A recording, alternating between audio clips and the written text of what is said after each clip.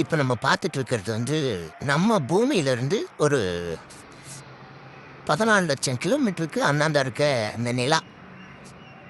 அதாவது நம்ம முன்னோர்கள்லாம் சொல்லியிருக்காங்க, வெறுங்கண்ணிலே இந்த நட்சத்திரத்தெல்லாம் பார்க்க முடியும் அப்படின்னு சொல்லிட்டு.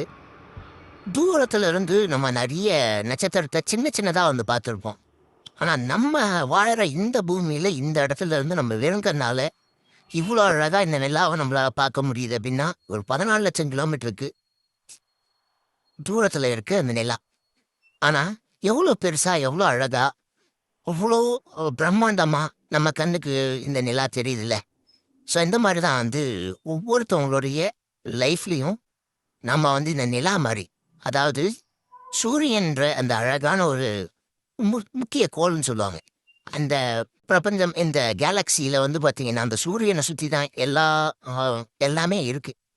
அப்போ அதை சுற்றி இருக்கக்கூடிய நம்ம இந்த பூமிக்கு மிக அருகாமையில் இருக்கக்கூடிய இந்த நிலா, அந்த சூரியன் கிட்ட இருந்து அந்த ஒளியை வாங்கி நம்ம பூமியில இருக்கக்கூடிய நம்மளுக்கு எவ்வளோ அழகா அந்த ஒளியை பிரதிபலிக்குது இல்லையா.